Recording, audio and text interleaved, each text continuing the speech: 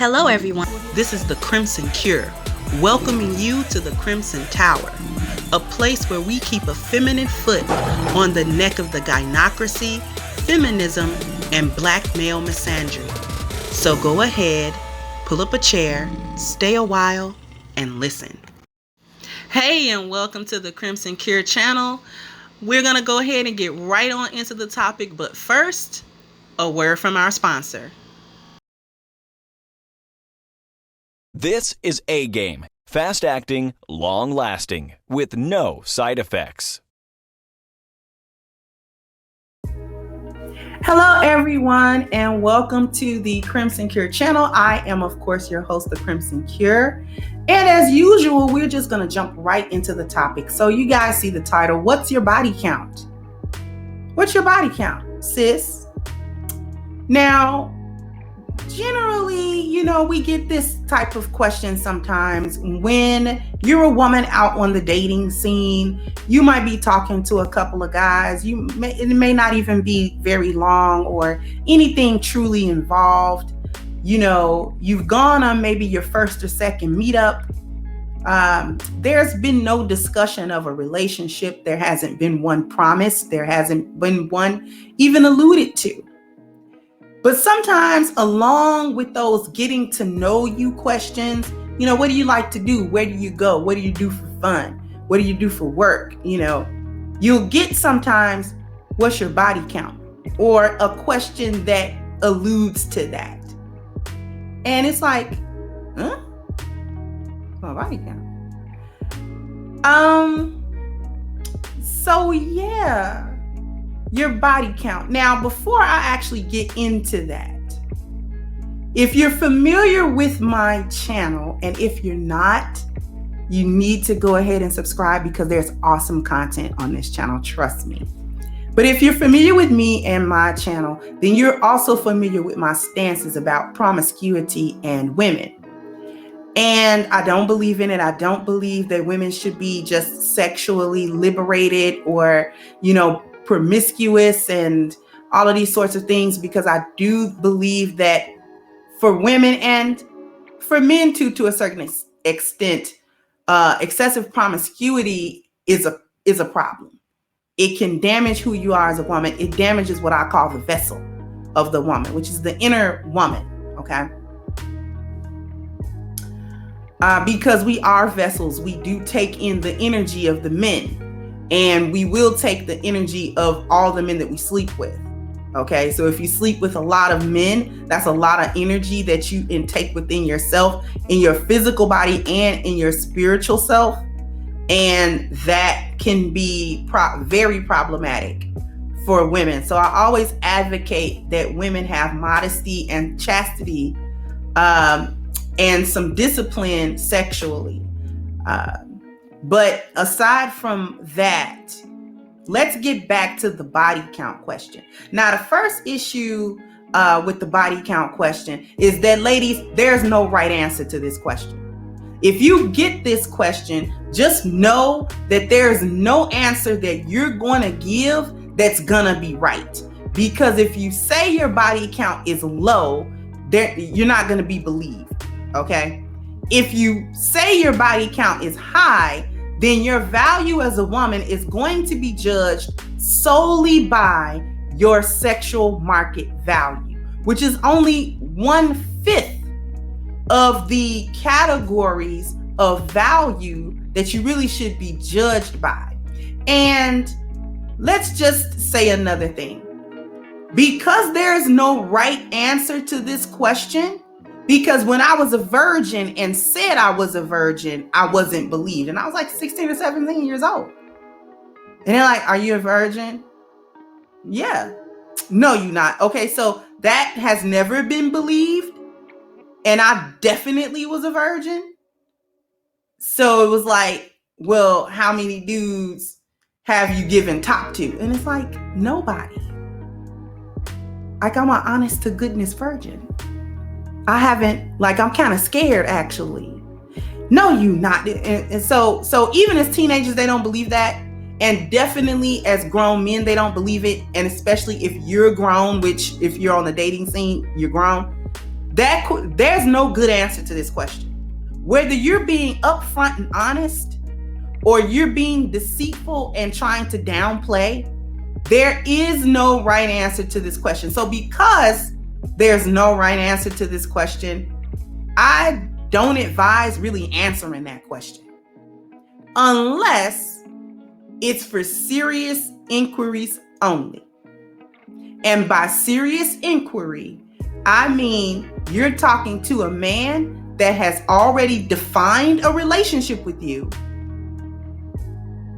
that is going to lead to or intended to lead into marriage. And the reason why I make such a distinction here is because a man that is intending you, okay, to be his wife, actually is interested in your sexual history to an extent. He doesn't necessarily want to know a number, but what he really wants to know is about your belonging market value. So we're going to take another look at the chart. So as we can see, number 4 is your sexual market value. Now, a man who's asking you your body count and you haven't spoken to him but for a week, and this is your first meetup at Starbucks, he doesn't need to know this answer. He doesn't need to know. And the reason why he doesn't need to know is because he has not intended any relationship with you. In point of fact, all that he wants is to smash. So actually, your sexual market value to him is pretty high because men don't approach women that they're not sexually attracted to. So that's the first thing he wants is sex from you. Because if you're in this early of a stage of talking to a man, he has not assessed because he hasn't had time to, or maybe he's not interested in assessing you according to your personal market value, your belonging market value, or your friendship market value, and definitely not your marriage market value because he hasn't come to that yet. That question is solely designed to judge your value as a completed person by 1/5 of the value categories, which is your sexual market value. Now, mind you, ladies, these 5 values are under the family value of the 10 life values. Here's the 10 life values if you've never seen it. Family is number 3. That other value system, this one, fits under that category, the number 3, the family, okay?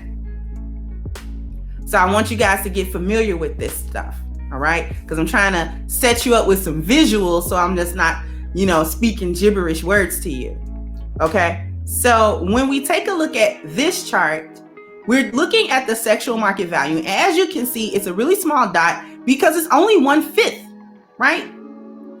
Of what makes you marriage material versus not marriage material, right? And as I said before, there's no right answer to this question in any case. But when a man is actually seriously inquiring about you, i.e., he's in a relationship with you, he'll define this relationship as I'm in a relationship with you, or I want to be, or I'm trying to be. The thing that he's asking about is your belonging market value. What he really wants to know is, what's the word on the street about you? Are you the town whore? Just because he's kind of new to you and he hasn't been in your environment, so he doesn't know what the word on the street is about you yet. What he wants to know and make sure is that he doesn't get with you and you're an embarrassment to him that he doesn't know about. He becomes a cuck because every man that speaks to you has had you and he just doesn't know that. That's really what a man who's intending something for you in terms of a serious relationship, that's really what he's asking. Because men who ask don't really ask about your body count. They don't ask how many men you've slept with. They ask about the nature of your relationships. That's actually what they ask. They'll start asking about your past relationships. Have you ever been married? You know, the last relationship you were in, why are you not in it?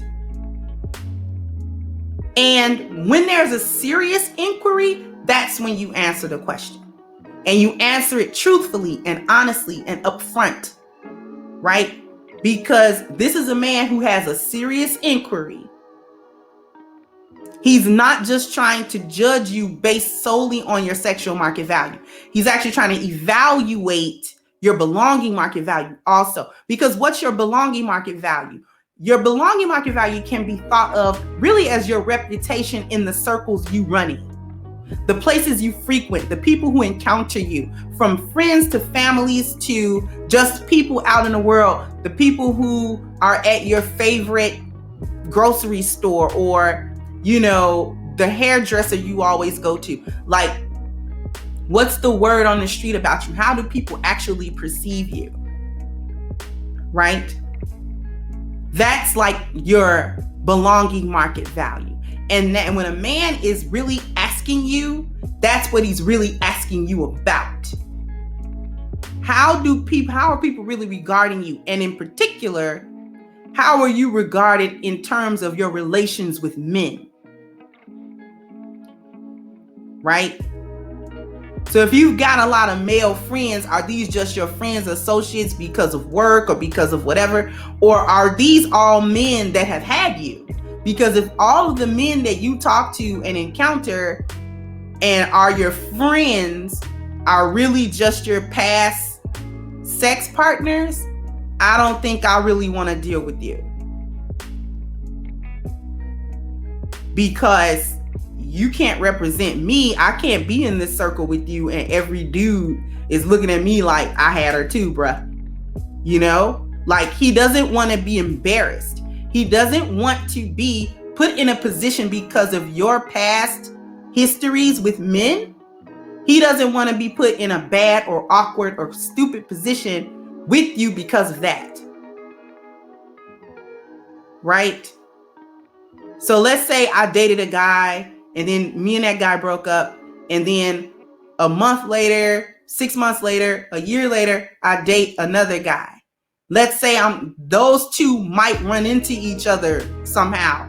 I'm actually going to tell I used to date him. This is the nature of our relationship.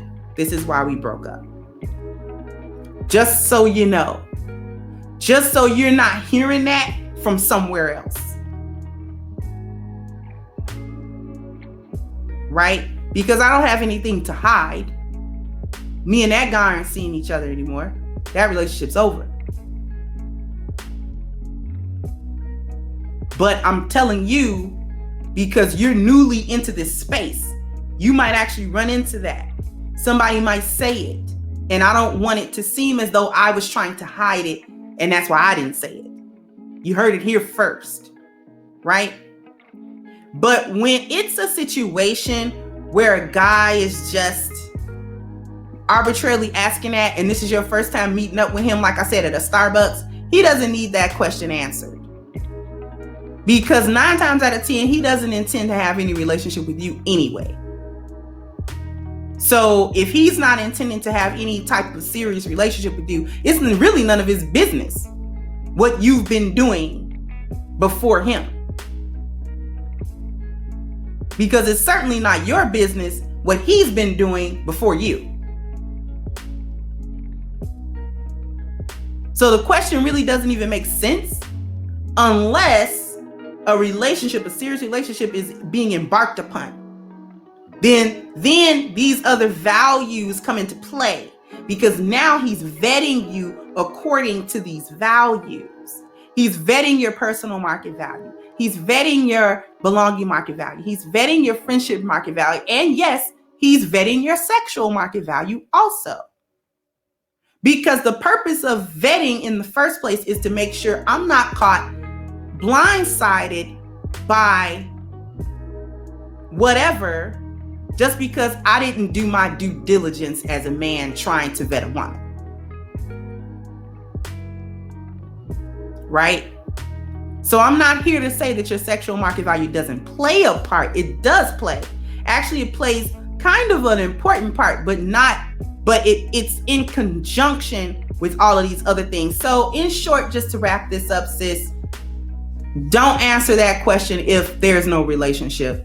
If this is the first time or second time this guy that you met up with this guy, y'all just been talking a couple weeks, it's nothing serious. You might text a couple of times, you might call a couple of times. He doesn't need to know, because he just wants to smash anyway.